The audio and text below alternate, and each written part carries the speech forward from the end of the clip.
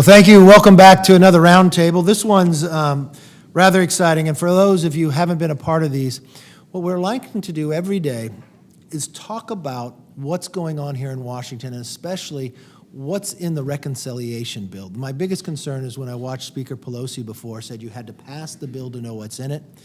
This bill is thousands of pages. It's changing every day, but people talk about it being transformative. It would be transformative, but it would transform a lot of damage to, which I believe some of the hardest working people in America, and especially in small business. We've talked about the 87,000 IRS agents they want to hire just to go after individuals. And it's not just businesses. It'd go after anyone who had $10,000 throughout the year. So that means if you made or spent $28 a day, you're part of the target. Today, we want to talk about small businesses, and especially what does that do in the individual tax rates, the challenge for small business. I've got amazing members who are here who either serve on Ways and Means, from financial services to small business committee. We've got a couple small business owners here. We also have a few, one of my favorite barbecue places, the Salties in Bakersfield, love it dearly. But I remember when you were working in another restaurant and going to take that risk to invest in the Salties, and you just took off. You had a good product. And many of you just joining, when I was 20 years old, I started a deli in Bakersfield, California. And there's 3 lessons I learned. The first was I was the first to work, I was the last to leave, and I was last to be paid. But it was really rewarding, but there were a lot of challenges. And I just can't imagine being a small business owner going through the pandemic, where government's picking and choosing who the winners or losers, because who can be open and who couldn't. In California, it would seem more onerous in many of the times. But in this bill, you would think they would look to help small business instead of harm them. And I think anytime you punish something, it actually puts more damage to you. And during this time, and we'd love to have it just open a conversation with everybody. We're actually in Washington, D.C., and I appreciate both of you coming all the way here to be a part of it, and everybody on the Zoom as well. We may be voting in between, but we'll always be here still discussing. Some will go out and some will come back. The nice thing is the chambers is pretty close by. But I'd like to open up and start with Blaine. Blaine, you have been in business. You understand the banking community with capital. You sit at one of the top when it comes to financial services, but you're the ranker when it comes to the Small Business Committee. And what's great to have Joe here is this is Small Business Week for veteran-owned businesses, and you're doing a roundtable on that too. But why don't you talk a little bit about the challenges, what you see with reconciliation and others. You might want to move that mic around right there. Thank you, Kevin. And yeah, we are having this is National Veteran Small Business Week, and we're having a showcase and roundtable on Thursday, and excited about the opportunity to have to showcase some veteran businesses, small businesses, and representing different associations around the country, and showing the great strides that small businesses can take with veterans because of the discipline of being in the military. Those guys are very, very disciplined about how they open businesses and how they get to work the businesses. But there's a whole myriad of problems with small businesses today. You know, and this bill is chock full of them from the standpoint of the taxes, whether it's individual rates, whether it's and some of the stuff is coming out, but maybe sitting on the back bench and getting ready to go back in. So as Kevin Brady, our Ways and Means, talked about this morning, you know, we just need to be ready to respond whenever things come back in. And I think, you know, the pass-through deduction is a big deal for small businesses. You're looking at labor standards, which is a problem for some small businesses. Inheritance taxes are a big deal for small businesses. And when small businesses, in fact, farmers are small businesses. And so inheritance tax, the stepped-up basis for inheritance, is devastating to farmers. So all of these things by themselves are bad. When you put them all together, it's devastating. Within the bill also, there's a provision kind of in and out as well to give direct lending authority to SBA to set up a new program.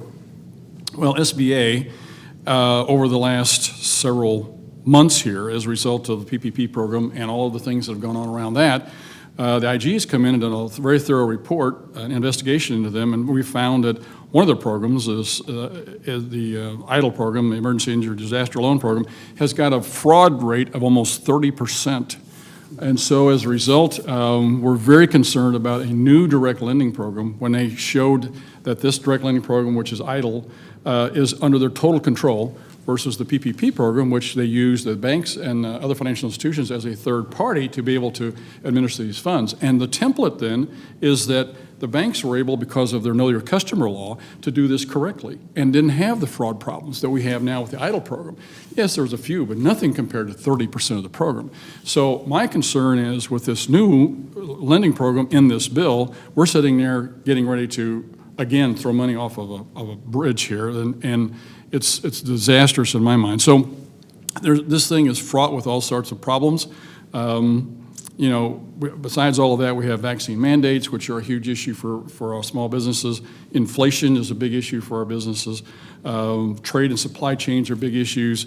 None of those things are addressed in this, and are all issues that the administration continues to flounder on and cause problems for our small businesses. So employees, I'm sure these guys are going to talk about employee problems. And where in this bill is that solved? It probably is exacerbated from the standpoint of the child tax credit. We talk about the unemployment taxes as being a disincentive for people to work, or checks being a disincentive for people to work. But we, this past summer, had a rental assistance program. That's a disincentive for people to go to work if you're going to have somebody pay your rental bill or your rent every month. The work requirement in this. Yeah. So, and really, because it's such a low dollar figure, it's the small business owner that's going to get harmed. And when they spend these trillions of dollars, the inflation that they're watching time and again. Jackie, you serve on Ways and Means, so you watch what tax provisions really matter, especially with capital and others. And you've studied this bill quite a bit. What are you seeing out there? Well, thanks, Kevin, and thanks for doing this today. I appreciate it. You know, the Democrats' tax hikes and regulations on any small business while paying people not to work, and we just mentioned this, and Blaine just mentioned this idea of a labor shortage. I see this, I'm the ranking member of the Ways and Means Worker and Family Support Subcommittee, so we look at families working and supporting families, getting people back on their feet so they can go and actually hold a job, provide for their family, and build the American dream. What's happened with this loss of work ethic, I think, has been more destructive than anything else that we've seen on this paper. This is the first time in our country that we are literally saying to the American people, set your expectations lower. President Biden said that last week to this whole country, don't expect high standards. And they're saying to the American people, you don't have to work. You know, we use the governor leverage in this country to be able to move back and shut down the unextended federal unemployment benefit around the country, and it helped us turn something back that was destroying the country. But the lack of work ethic in the pieces of these bills where, you know, the IRS is starting to become a welfare tax agency where they're just depositing money into people's account per child that you have, taking the child tax credit and totally turning it on its head, upside down, and destroying the work ethic. You know, I know you're going to tell us how many people you've interviewed or they haven't come, how many people, jobs that you have, and how employees are dictating to you the ways that they will work and not work, because it's happening in our districts and we hear it too. But it's devastating if you've lost all your tax incentives to actually hold your business together, pay out of your left pocket and your right pocket what Uncle Sam is not going to extrude from every small business, and then basically take what is meant to be a great incentive, taking care of vulnerable kids when their parents are trying to get back to work and those kinds of things, and taking it and turning that credit on its head to where it doesn't even benefit the people that we're trying to benefit. So I would say the work ethic and the labor shortage on top of everything else are the most dangerous, because this president is modeling to the American people and to young people, no need to work anymore in this country. If you don't want to, we're just going to download checks from the IRS into your savings account, into your checking account. And for us to repeal taxes, we can do that when we get the House next November. For us to go and right some of this wrong, we can do that with Speaker Kevin McCarthy. We can do that, and we will do that. But to change the work ethic in this country against all of generations, and the greatest generation that's retiring and literally leaving the earth right now, we've got work for every one of us, every one of the American people that want to join that. We've got to believe in work in this country, that it's a good thing, and that we're going to continue to do that and go forward. That'll take everybody. Fred, you started, you understand work ethic probably better than anybody. You started on dirt floors and worked your way up, ran a company, and now sitting in Congress. Tell us what you're seeing. Yeah, thank you, Leader, for hosting this, and I want to thank all our guests for joining us today. And it is true. why did I get into politics? And I'll tell you why I did. Because I was that poor kid by today's standards, would be described as at risk or disadvantaged. You know, we're just poor. And we learned that if you work hard and you get an education, you can succeed. You know, I started working in a factory when I was right out of high school. And the company I worked for, then I bought lumber all across the United States and parts of Canada, and was able to do that. And then I managed, as you mentioned, Kevin, a factory of $50 million a year budget, and understand what it is when you have people that are working and coming to work every day and making that business a success. Yet, we look at an administration and the speaker who want to control how you earn your money and how you spend your money. And whoever controls more of your money controls more of your actions, whether it's your business or your private life.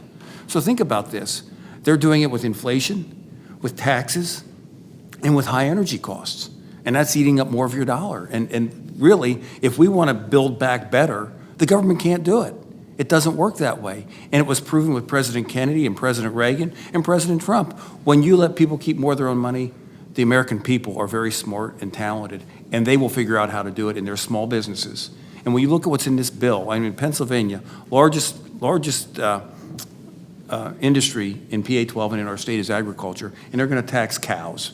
They're going to tax cows. They're going to tax the pass-throughs, which is going to affect the small businesses that are here. A friend of mine, Larry Allison from Williamsport, does business all across the country. A great guy.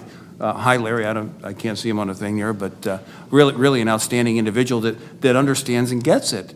And now we're weaponizing OSHA, because they think, having worked in a factory and run that business, I know business owners care about the people that come to work every day, because I knew they cared about me when I was working in that factory. I have all my fingers. I ran a ripsaw. I have all my fingers. We cared about safety. We want our employees to be safe, and the employees care about their employer. And when the president comes out with these mandates for vaccines and gets frustrated with Americans, think about this. We got an American president that's frustrated with 80 million Americans. I tell you what, he needs to get half as frustrated with Russia and China and the Taliban.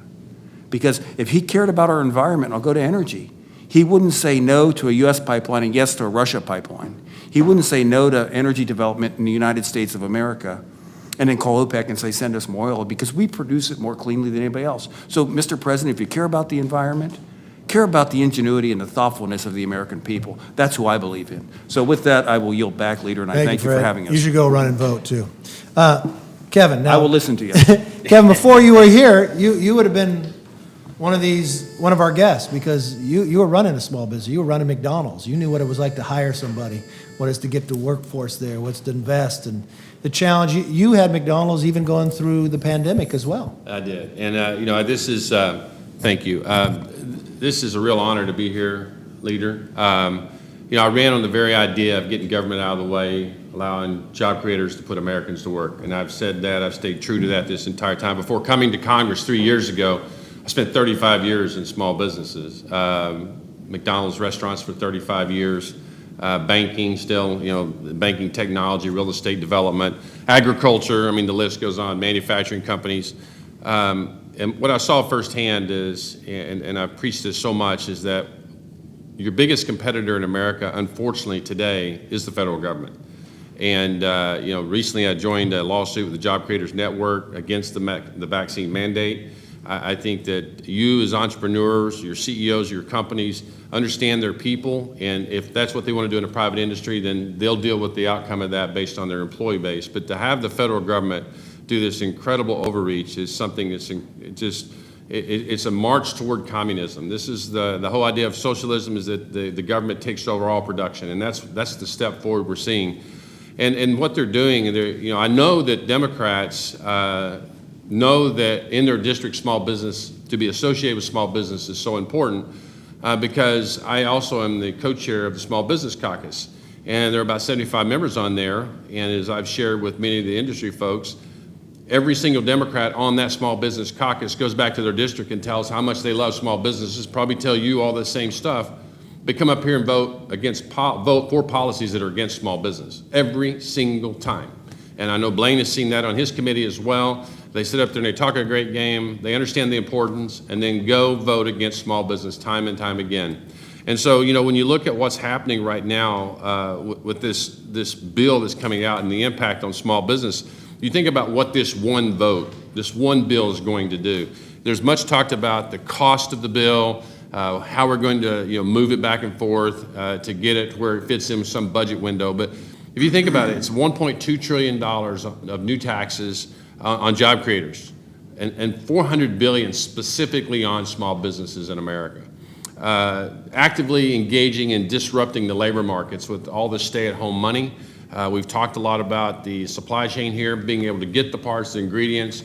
I was talking with a guy that's saying, if I'm missing one component of a 6-component product, I can't even start my plant up, and he's missing one small component. We talked about the stepped-up basis and the estate issues. If you've created a business and you've worked from starting this up with an idea and $1,000 or something, and you've fought your way to prosperity, and you want to hand this off to your next generation. Now, through some of the senators and the House members want to do a stepped-up basis and basically break the bank and for you to hand this off to your next generation. And then finally, I think kind of the proverbial straw that broke the camel's back is weaponizing the IRS through our banking system to go out and spy on our small businesses, our families, and our farmers. This is something that is a government that's they talk about how they're pro-small business, and we all know that every big business in America started a small business, whether it was in a garage, a backyard, a dorm room. They all started as small businesses. And that's what's really scary about all of this is the Democrats are trying to crush small business so that big business can prosper. And that ought to scare us all to death. That's the American dream as defined, is that somebody it takes money and an idea, takes risk. When they get knocked down, like you all have, you get back up and do it time and time again. And that's the journey of the American dream. It's not a destination, it's a journey.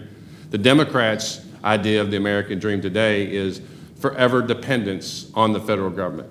That you're not smart enough, you're not intelligent enough, you don't have the wherewithal unless the federal government's engaged in everything that you do in all aspects of your business. So I appreciate what you all are doing. This is a truly amazing opportunity, leader, and I really appreciate the opportunity to be here. Thank you. You should go vote, Kevin. But Beth Van Dyne, you're a freshman. You're coming, being a former mayor, working and helping others. You've been studying the bill as well. What are you hearing back home? Well, I'll tell you, again, being a former mayor of a city that had almost 9,000 small businesses, we've been having roundtables, we've been doing business tours. I have the ability to be on the Small Business Committee as well, and we've been listening to businesses across the country. I've even traveled and listened and had roundtables. We're hearing the same thing. Small businesses are the backbone of this community, the backbone of our country, and yet they seem to be the enemy of this administration. This administration is doing everything it can possibly do to crush small businesses. It will soon be, if this administration has its druthers, that only large businesses are going to be left. We look at the threat right now of the federal government in forcing folks basically not to go to work by competing and paying them more to stay at home. And now we look at this latest bill, which is taking the work requirement away, which is going to further compound the issue. I tried to pass an amendment with the National Defense Authorization Act to look at vulnerabilities in the supply chain. Okay, supply chain is not just an inconvenience. It's crushing small businesses, but it's also a national security issue. This bill doesn't do anything to address that at all. In fact, it's going to be pushing more and more of those jobs overseas. So where we have a national security issue with our supply chains, with making sure that we're having manufacturing jobs and companies here, this bill is only pushing them away, which is going to further our vulnerabilities. I look at what we're doing on the COVID front and how we have crushed businesses, how we're continuing to crush businesses, how in the wake of trying to open businesses back up, all we're doing is threatening them with increased corporate taxes, increased capital gains, increased inflation, and more supply chain issues. Again, I just find that the Biden administration is treating small businesses as if they're the enemy and doing nothing to help you at all, but doing everything to crush you. And basically, it's just to be able to fund and lift up socialist policies that at the end of the day are furthering government to an extent where it has impeded into our personal lives, our professional lives like we've never seen, in this country at least. And while we may not have the votes to be able to stop it right now, being in the minority, it's my hope that we're preparing for recovery by taking back the House in 2022. Thank you, Beth. And David Swiker, you've been from a business person, from tax proposals, now you serve on Ways and Means. And when I was talking to the chef here, one of the ways that saved him was the employee tax credit, allow people to the flexibility, keep there. You've worked a lot to help small businesses go through. Give us some of your thoughts of the challenges, but some of the successes and solutions we could have for the future. Yeah, and I may even give you something a little bit more cynical. I mean, whether it be from barbecue or probably very fancy eating there in Huntington Beach, we love and care for people, and we can actually show you, because the Joint Economic Committee, others, we've been trying to take apart the bill and understand what does it do to society. We can show you by the end of the decade, poor people will actually be poorer from this piece of legislation. Your country will be poorer, and the economic opportunity. There's this concept of social mobility. You're poor today, but in America, with certain opportunities, you can move up. The studies are now saying that what the Democrats are doing here by adopting a European transfer model is beyond just the fact you're going to crush small businesses, but you're actually going to crush the relationship of individuals to work. A lot of these transfer payments, actually all the transfer payments, are designed to have no attachment to work. So think of some of your business. How many times have you offered someone that has actually had a pretty rough time in life, but you've given them that opportunity? I mean, I started washing dishes, was my first job, and you move up. How many of those people have you given an opportunity? The way the Democrats have designed this, there is no incentive for those populations to come back into the labor market. And big University of Chicago study from a couple of weeks ago basically says the poorest quartile will actually get poorer from what the Democrats are doing. So if you actually care about income inequality, these sorts of things, this is not how you do it. They have great rhetoric, but horrible policies. They will make the country poorer if this passes. Thank you, David. Let's go to some of our guests. We have Chef Andrew Gruel, who's not only worked the midnight shift at Denny's, to fancy restaurants, to a food truck, to now having 3 different brands of restaurants that he franchises. Slapfish, it's all about freshness. But he went through the pandemic. So the struggles, you think of a restaurant, but think about you had to be in California. And what he did was, though, at the same time, he and his wife started a GoFundMe page, raised more than $500,000 to help those in the food industry who got laid off as well. And he has an outdoor restaurants as well, but those got shut down in California. So he's been through everything. And besides that, he was even a judge on the Food Network. So, I mean, the chef out there. So he does a little of everything. So he got supply chain and others.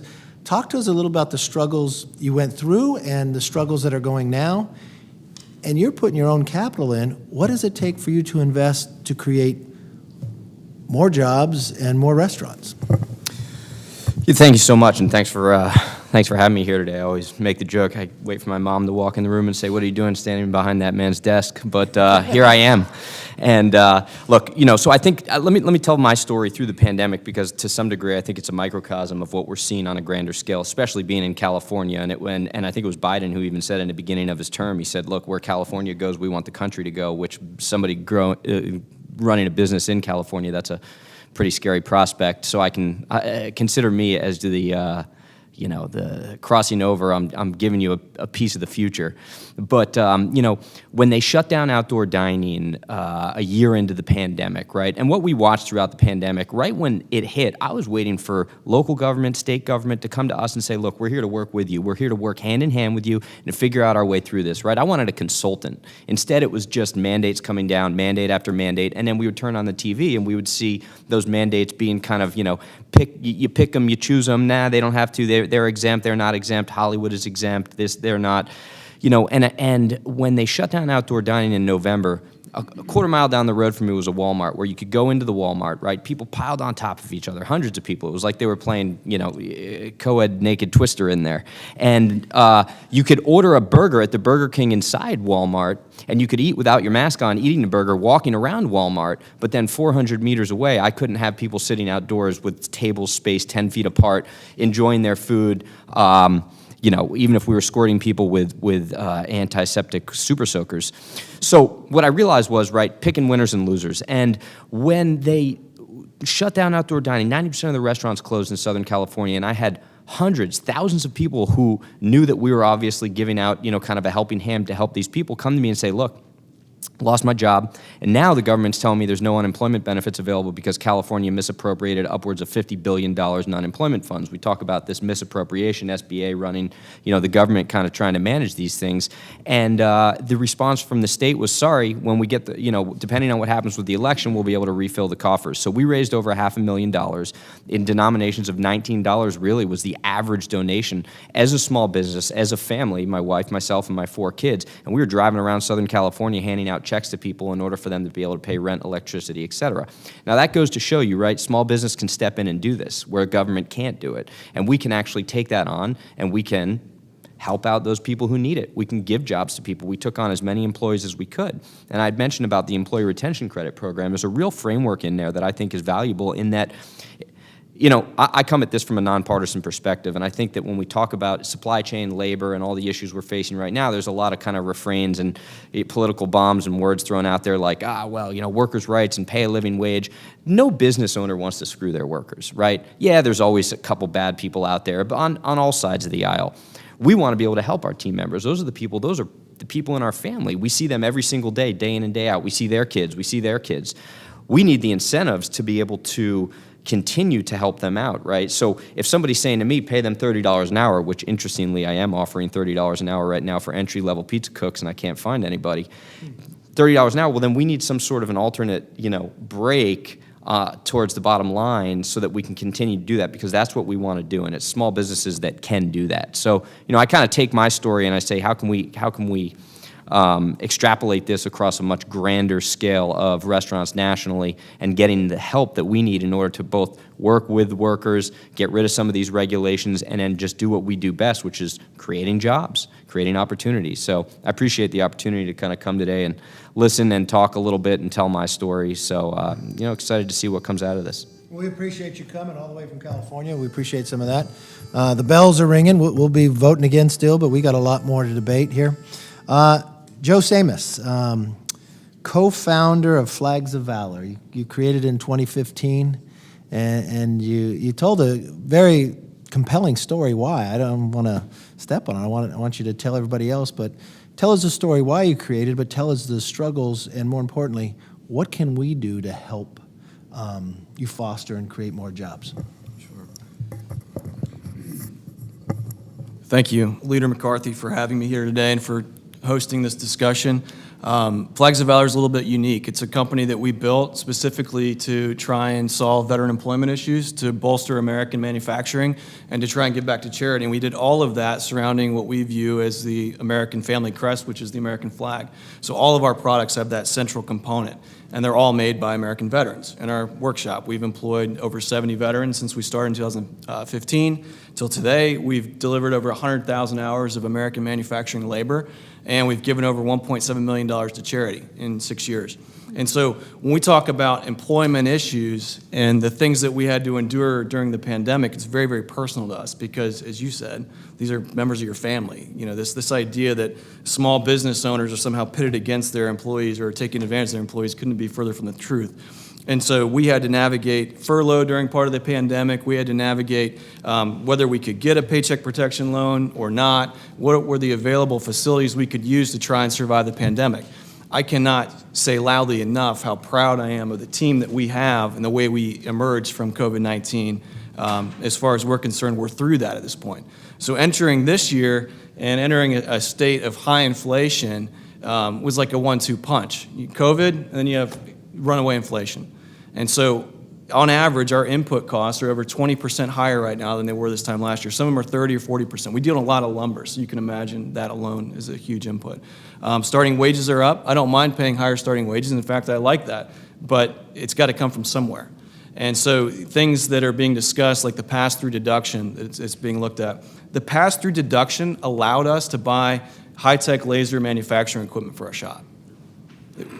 I didn't buy a Bentley. We bought equipment for our shop with the pass-through deduction. We brought in experts to train our team and improve our workforce on the pass-through deduction. So there's a sense of being villainized by being a business owner, and it's frightening because Small business accounts for over half of net new jobs in the United States. Well, it's a big deal. And I think you mentioned it, Representative Hearn, about this small businesses become big businesses. All our favorite brands, from Coca-Cola to Apple, they all started as small companies with a few employees, and now look at them. And so these are real issues. And we talk about incentives. You know, a 10% bottom line is fairly typical in most businesses. They fight for that 10%. Well, take your inputs and increase all your inputs by 20 or 30%. You have very little left, right? And as I mentioned, most of that you're going to reinvest in your company anyway. And so when those inputs continue to go up, it's terrifying. I will tell you that the only thing I can count on, I think, at this point is that tomorrow I'll wake up, the prices will be higher than they are today, and there'll be more uncertainty because the rules will change again. So every time we feel that we're set and we know what's going on and we can plan around it, the rules change again, and the rules change again, and the rules change again. And we can't continue to take that. I will tell you one thing I would bet on, is I would bet on the American entrepreneur, and I would bet on the American worker, because the people that we've been able to hire are outstanding. They do want to work. They want to earn for their families. They want to grow. They want to promote. They want to take on more responsibility. And as many of them want to own their own businesses themselves someday. We cannot destroy the incentives to do that. Excellent. Brett, want to introduce your constituent? Yes. Thank you, Leader McCarthy. And I'd like to introduce a fellow that has become a very good friend and does a lot of great work, not just in Pennsylvania's 12th Congressional District, but other parts of the country. Larry Allison, who operates Allison Crane and Rigging. And with that, Larry, I'll turn the floor over to you. Thank you. Thank you, Leader McCarthy and everyone else for this opportunity today. Might be on mute. My name's Larry Allison Jr. I'm the president of Allison Crane and Rigging. We're here in Little Williamsport, Pennsylvania, home of Little League Baseball.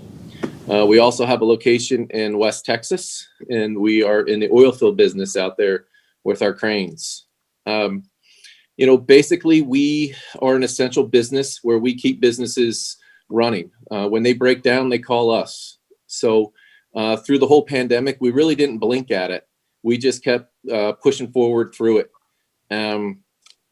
We work in different types of industry, whether it's a shop vac corporation or baby diapers, adult diapers, paper towels, aluminum cans, so we work in a very diverse industry, and there are a lot of blue collar workers. So these guys are, really concerned with these mandates coming across that, and they're worried about, how is it going to affect their jobs.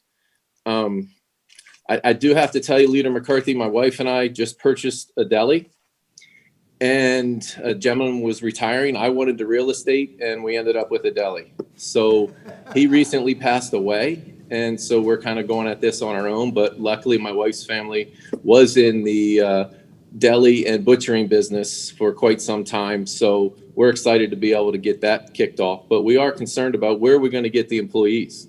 What are the costs of the employees going to be today with the benefits, and the hourly wages are going to have to be about $20 an hour here to be able to get employees. So we're also in the process of closing on a meat processing plant. We are also closing on a metal fabrication plant. And during the pandemic, I also created a hand sanitizing company as well when we couldn't find hand sanitizer. So I really am trying to get more and more diversified today, getting ready for the next time that, the governor tries to shut us down here in Pennsylvania. It's very scary what could happen next. So we're fortunate to have work, but we're really concerned with the mandates that are put on us. And what can you guys do to help? Take back the House. That's all I can say. Well, that is excellent. I want to go to, I'll wait till David gets in to introduce Andy, but I want to introduce Jeff Salters with Salty Barbecue. I remember you working at another restaurant, and we were talking, and you were always doing a part of the community, but you were going to take a risk, go out on your own, and you didn't know whether you could make it. You just rented a little place, and now you've got quite a few. But the one thing I've always admired about you, Jeff, no matter what the struggles are, you have a good product, but you always give back to the community time and again. And you've got your family involved in the business. I remember our kids growing up, going to high school together as well. But tell us some of the struggles you see and some of the things that we can do to help you. Thank you, Kevin. I appreciate it, and everybody in the room there. Appreciate all you guys are doing to help us continue this fight. we are, the rules and regulations are almost to the point where they start to choke you out. We're looking at supply chain issues. We talk about the taxes that are coming down, all those things that are happening. I was speaking to some of your staff yesterday, and just one little thing for us, and we use a ton of them here, are latex gloves. You used to pay $40 for a case of latex gloves. There would be 1,000 gloves, 10 boxes of 100. That case got up to $240 a case last year. I saw a bill come through for $800. I'm like, wow, we must have got a lot of gloves. I called my supplier just to do some talking. I said, how many cases was that? He goes, oh, we sent you 4 cases. Like, what are we doing here? And the same thing, I heard somebody talking earlier about the meat market and the agriculture things that are coming in taxes. As those costs continue to rise, we only have one option, and that's to either go up on our prices or take things off our menu. And the more that this crazy out of touch spending and taxing continues to impact, it impacts the bottom line. I'm happily involved in our community. As Kevin mentioned, we do a lot for our local veteran organizations and several other nonprofits throughout our community, but it's the small businesses who do that. We're the ones that are writing those checks to those little leagues, to those nursing organizations, all those community events. They're coming knocking on our doors. We're the ones that are writing those checks and having them come into our restaurants and setting up dinner, fundraisers for them. And it's when you start to increase the burden, it gets to the place where I have to say no. I can't help you raise $5,000 to your organization. I can't donate an event to you. I don't ever want to get to that place because that's how we built this company. We built this company by being in our community and surrounded by our community and actively participating in every aspect that we can. We're blessed to be in a great part of Kern County of California. We call Kern County it's the good part. Kevin has a great area here. We got a lot of conservatives. A lot of people understand the importance of what a local small business brings to our community, and we have great support here. And we've been very fortunate for that. You're talking about the pandemic last year. One of the things that we did, we created an event called Make a Difference Monday. And in that event, I got some notes here. Last year, we fed over 170 families. We had 10 different restaurants that came on board. And every Monday, we gave out meals to families. People with nominated friends and families, and it was, it was great. What you saw was the community coming in, not the government coming in, not the government telling us what to do, but the community and a community of local restaurants and people coming in and say, hey, we want to be a part of that. And that is, as you said earlier, we're the engine, we're the driving force. We're what's going to continue to make this thing work. And we need your support up there in the House. We need to take it back. And we need to, I told the folks earlier, some of the guys that were here earlier before the Zoom started, as we were kind of conversating, that it's instead of death by 1,000 cuts, it's socialism by 1,000 cuts. They could continue to strike at us over and over and over and over. And eventually, if we don't stop this, we won't have small businesses. We won't have freedom. Everything will be controlled. And we'll just be, unfortunately, in a position where we can't help anybody do anything because it'll be the government who will dictate everything. Thank you, Jeff. That's a very compelling story, but real life experience, just latex gloves going from $40 to $240. I mean, how do you continue to afford that without passing that on to the consumer? You're already paying more for the employee to come work. I mean, and you're in the barbecue business, so you got to cook the ribs before I order them. You got to just make sure I'm showing up that day. Yeah, and I tell people, our business is I throw a ton of meat in the smoker and a grill with the hope somebody shows up and buys it. This isn't cooked to order food. It's we got to smoke it, we got to prep it, we got to get it all done, and and we hope people come in. Fortunately for us, we've been blessed. We have a great community that supports us here at our restaurants, and but yeah, it's tough. We need to stop this out of control machine up there, and I appreciate the fight you guys are taking on right now to do that. Well, we appreciate that. Davis Swiker, do you want to introduce Andy Ray? Would you like to? Yeah, go right ahead. Your constituent? Oh, look. He's back on here. We got Andy Ray. Do we have him? Let's see if we get him. Here. There's Andy. I'm here. Yeah, we lost you there for a moment. We were worried about you. Bright Star Care. Go ahead, Andy. So I appreciate you having me on here, and I just have been sitting here listening, and it is amazing how similar we are in terms of the challenges we're facing, and yet the different industries we're in. It's kind of mind-boggling. To give some background on myself, I'm privileged to own a Bright Star Care franchise in Mesa, Arizona.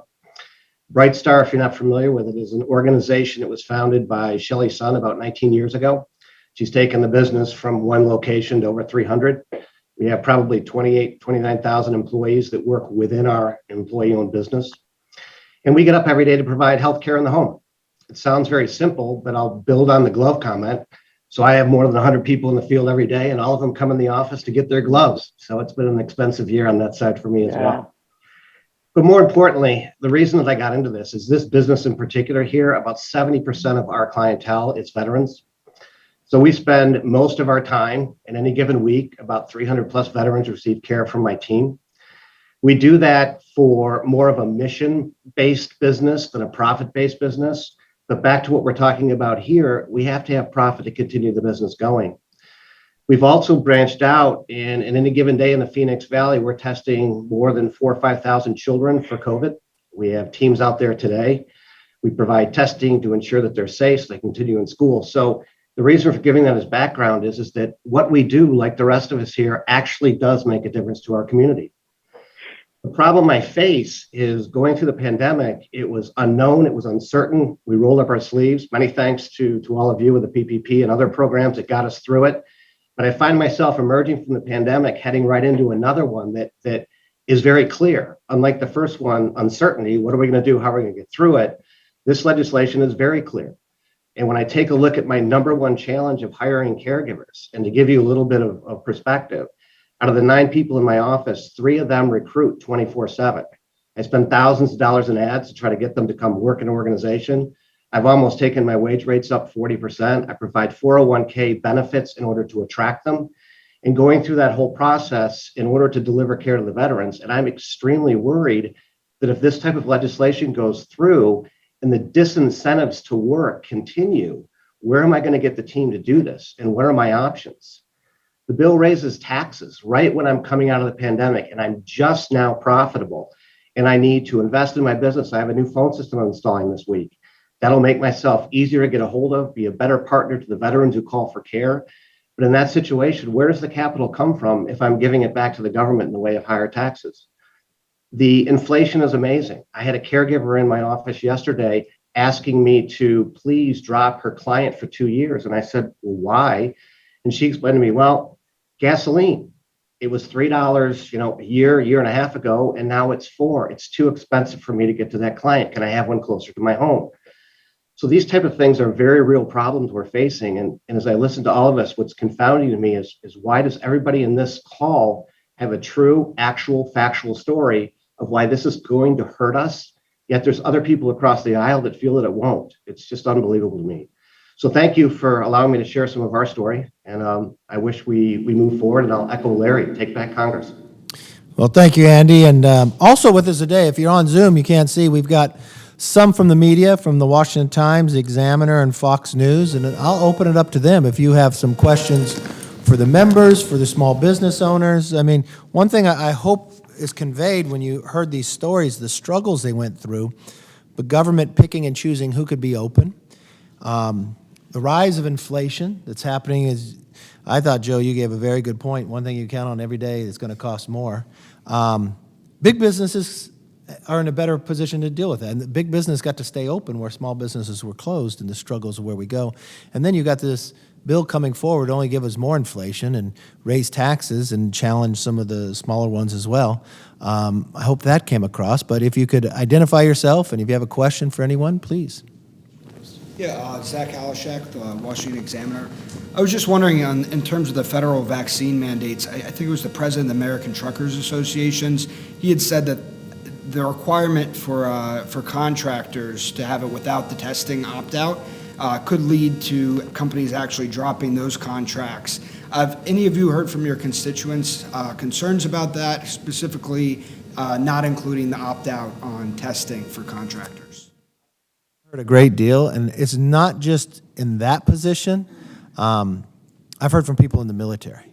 And what's interesting, you got 17 other vaccines you take in the military, but there's always an exemption, especially if you're a female and you're breastfeeding. And the military right now does not have that exemption when it comes to COVID. And so you've got people who've voluntarily signed up, defending our nation, recently had a baby, and now have to make a choice, can they continue in that career or not? And that's a real challenge. And then from a small business point of view, though, others, not just a general contractor, the president, when he stated out, he said 100 employees or more. And I don't know if some of you have met that criteria. And what is it challenging what you're seeing?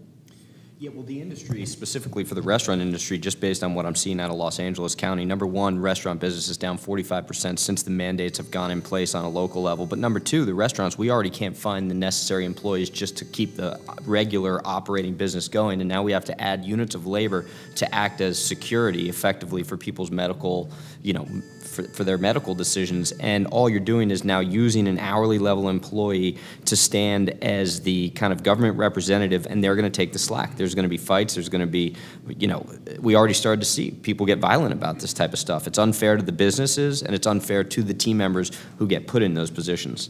Yeah, and government's making business be responsible. I watch them, they're closing In-N-Out, because In-N-Out's not going to check you, every single person to come in. Your job's there is to provide your product, the food for it. I don't know if any other member stepped in, wanted to, from that question? Well, I can talk a little bit about, I've got American Airlines headquartered in the district, and it's got more aviation employees than any other district in the country, and I've heard from them very directly. America didn't have 4,000 pilots were not vaccinated.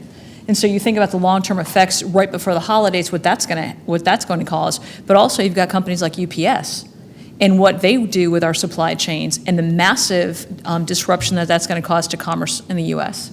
So it's definitely the trucking industry, it's definitely the military, but we're hearing it from everybody. And we got the supply side, supply chain problem right now, and we're from California. You see the ships sitting out there, and people have contracts, and now we're already short on supply to be able to move it out. You're just adding more time and more cost, more challenge, and a much smaller Christmas.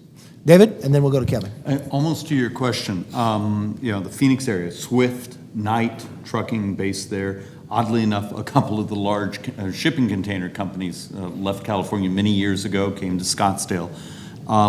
Had someone complaining to me the other day that when they get certain contracts, they reach out and hire, people that they've do side contracts or additional for excess needs, and now they're fearful. They now have to ask the question: are you vaccinated to be able to carry the container for this company? And it's just creating this weird cascade effect of, at the very moment the president claims we need to get these containers out of the Alameda corridor in LA and hopefully warehouse them in Arizona, a whole segment of the drivers they can't use because how do they certify them? And we're about to make the supply chains even worse with the vaccine mandate. Yeah, just to add on to what my colleagues have said, it's interesting they used 100, not 99, not 49. It's just arbitrarily picking a number. And what's even more interesting about it, if you use their narrative, follow the science, they don't even ask a business if all 100 of these people are in one location, or is there 100 people across 100 locations. It's with total disregard to the concentration of the workforce, which would almost lend yourself to believe that this is really not about the workforce. This is about forcing individual mandates of vaccination on individual people in America, and they're just using small businesses in America and big business, the politics of it, to force vaccinations to every United States citizen that we have. Yeah, just a real quick comment. I mean, yeah, in my area, the same problem. We have healthcare, hospitals that are losing healthcare workers. We got a steel manufacturer that's, it doesn't know what it's going to do. But I think the thing that's really concerning to the small businesses I talk to that are less than 100, it's like, okay, So once you get everybody over 100 lined up with vaccine mandates, are we next? This is very concerning to the small businesses because they look like they're next in line to be hit with this. And if they do, they're really in trouble because they don't have the flexibility to be able to shift jobs around and have a few employees not show up. These guys are the 10 to 25 employee shops.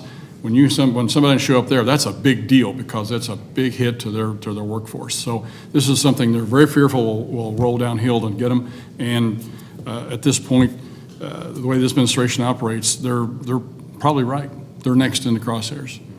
Another question. Yes. Hi, I'm Harris Alec with the Washington Times. Today, the Tax Foundation released a new report showing that I think if this bill were to go past as written in the framework that President Biden has released, 103,000 jobs would be killed over the next decade. Obviously, the burden on that would fall significantly on small businesses. How do you go about making that argument to people, especially when the administration is pushing this narrative that this bill is 100% paid for, that it will specifically target the wealthy and major corporations, when it's really the small businesses who are going to face the majority of that burden? No one can say this bill is 100% paid for. It's not even scored. But let me first go to some Ways and Means members here. Mr. Swiker, do you want to start with this? Jackie? There's actually, if I remember, Tax Foundation only did a portion of it because we actually had some of the manufacturers saying 1.3 million jobs in the first 24 months would be lost. We actually just now had the University of Chicago study that said you've just taken some of the poorest Americans and basically screwed up their incentives to participate in the economy. So there's almost a brutally disingenuous narrative being given by the left of the devastation this legislation is going to commit to the poor, to economic growth, to actually even labor force participation. It's just a cascade of bad. And as the leader just said, we actually don't have an honest scoring because a lot of it is fake math. When you're going to use a pay-for of a pharmaceutical rebate that President Trump proposed that was never, ever going to become law, and that's one of the pay-fors, you realize how much of this is just smoke and mirrors. Yeah, just to add to that, one thing business likes is predictability. And so when you have the uncertainty in the tax code, small businesses are going to invest less in new technologies, new ways forward. We heard Joe talk about increasing production through CNC type machinery to do this kind of printing that he does and manufacturing.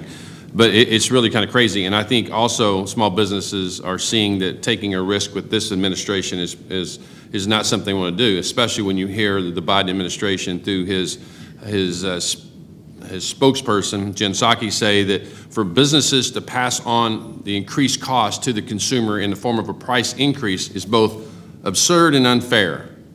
That's what people in business do. When the prices go up, the American people have to pay for it. That's why we have inflation today. And when you hear that and you hear the naivety of the administration thinking that when sales are down 25%, well, that means your profit's only down 25%. Again, they don't understand what it means to have a loss of revenue where you're actually upside down in the break-even analysis. So we just have a real incompetent amount of people in this administration that don't understand how business actually works. Jackie, you got any other points then? Yeah.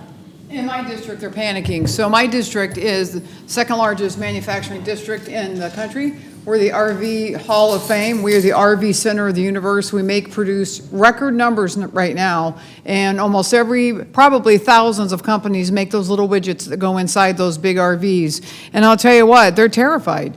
The minute that even the concept, when President Biden talked about we might be thinking about a mandate, my phone filled up with small business owners that were terrified, literally saying that I lose 50% of my workers tomorrow. What am I going to do? How are we going to do X, Y, Z? And that's exactly what's happening. You know, I've seen both Secretary Buttigieg, who is from my area in my district, and I look at the president, sent him a letter and basically said, you know what this looks like. And I've seen them both on stage in a cavalier attitude, shrugging their shoulders and making a joke about Christmas.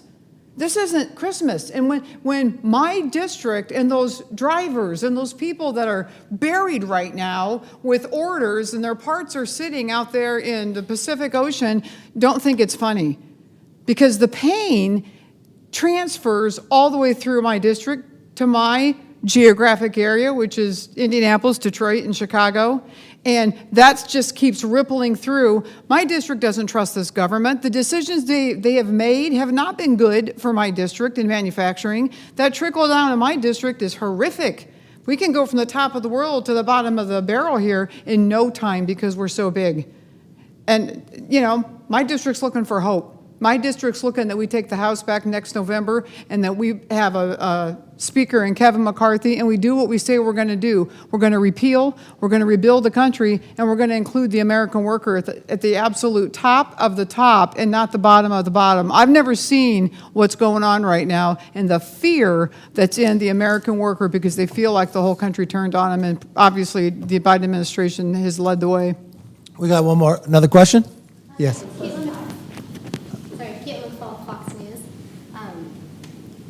You're fine. Thanks. Okay, so in August, the Treasury Department said that an estimated 97% of small businesses that file as S corporations won't see any tax hikes. I wanted to know if you thought this analysis was accurate and if you had an idea how many small businesses across the U.S. are going to see these tax hikes. I don't know how they say that without even knowing what's in the bill yet. I mean, and we just sat around and listened to these small businesses. Joe just tell you the one thing you agree on, tomorrow it's going to cost more. So the actions that we know they're going to take, spend trillions of dollars, which creates greater inflation. So that's going to cost them more. We watched that they want to raise revenue. So they're going to hire 87,000 IRS agents to go after people who spend or make $28 a day. And part of this is how they pay for this bill. And you know who they're really going after? Your employees. They're going after the people who are making tips to try to save. So they have to pay more for the person to work there. If they raise the rates, the competition is tough for manufacturers. I mean, you're giving an incentive for somebody in China to compete against you now. I can't believe with a straight face anybody can give that report. I mean, let's let some of the small businesses talk a little bit about this. I don't think that most of the people that are describing this position understand what an S Corp is. I have an S Corp. I have 20 employees. And so it's just a different way of structuring a business. It's a pass-through entity, just like an LLC. So I think fundamentally there's a big misunderstanding that people hear the word corporation, they assume that you're General Motors. So I find that disappointing. It's never been more difficult to survive as a small business. And so if these policies continue to be discussed or worse, they're enacted, it's not just going to be a loss of jobs that we were describing earlier, the 100,000+ jobs. It's going to be a loss of the business, the creating the jobs. And so a loss of incentive will absolutely impact this. And taxing S Corps is just another example of that. Does anybody online want to talk about that? I know we've got two business owners here, but does anybody who's dialed in want? Did you hear the question? The reporter asked, there was a report came out that said some 97% of S corporation businesses would not experience a tax increase. Is that pretty accurate to your question? Yeah. And I think Joe's point was, first of all, I don't even know how you'd know that because you have to understand the individual that actually owns the company's tax structure and where they're at and their income level. But since the S corps are taxed at the personal level, not at the corporation or at the business level, again, I think when you look at overall, having served on the Small Business Committee for 2 years, and Joe mentioned this earlier, that the vast majority of the businesses in America, 30 million in America, are small businesses. So about 10% of all Americans have a business out there, the 30 million. So that means 90% of Americans truly don't understand how the structure of a pass-through entity actually works. And I think that's why the Democrats are capitalizing on attacking small businesses, because it's an easy target. And that's the unfortunate thing. And that's why corporations, major corporations come up here and fight every day, because people understand, again, as Joe mentioned, that they think everybody's General Motors. I guess I would just like to say, when you're talking about taxes, I mean, inflation's a tax, but also there's things in here that are carbon taxes. They're also going to tax cows and cattle. So you're looking at everything that's included in this bill. It's a tax on the small business owner. And here's the thing that really shocks me. I mean, every politician that campaigns for office says they care about jobs. Well, you can't be pro-jobs and anti-business. Okay, they're not mutually exclusive. So if we really want to look at what's going on here, they're attacking the job creators, like the people that are on this call today, because the inflation's out of control, energy prices are going out of control, and you look at all the other things hidden in this bill that they're going to have to pay for. And businesses aren't bad people. We need to put a face to these small businesses. They're our friends, they're our families, they're members of our community. And they try to say business like it's a bad thing. It's not. That's what gets the job done in America. So, excuse me. No, Real quick. Go ahead. You know, you were just. Go ahead. Yeah, when you were talking about that tax on the cattle and the other industries, that's a direct tax to a small business, especially in my business, in the barbecue business. Meat, beef, pork, chicken, that's all we do. And so it's a direct tax to us. It directly affects what we can or cannot do. And it goes right to that bottom line, the inflation. We have to fight, and we have to educate the citizens of this country, our employees. I talk to my folks all the time. I sat down with them, had meetings with them, and I said, I tell them, look at your pay stubs. See what you made? See what you brought home? Careful how you vote. Makes a difference. You know, I'm on the Small Business Committee, and we had the Small Business Administrator testifying before us at a hearing.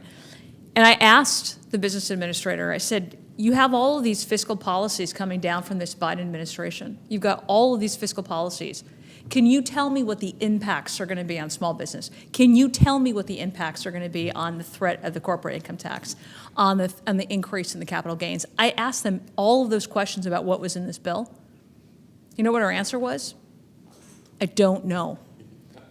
And I said, if as the administrator for SBA, you're the one who's supposed to be the advocate, you're the one who's supposed to be the champion of small businesses, if you are not advising this administration on these deals and what the impact will be on small business, who is? You know what our answer was? I don't know. Thank everybody, especially the small businesses that were here, very productive. Let's continue this conversation. I want to thank you for continuing. Come back every day. We'll be talking more about this bill. It's a huge bill. What's in it? The sad part is the damage that's in it, and we can do better than this. We really can. And we'll take what we've heard from these small businesses, continue to apply them to make sure tomorrow is actually better than today, not more expensive. Thank you all.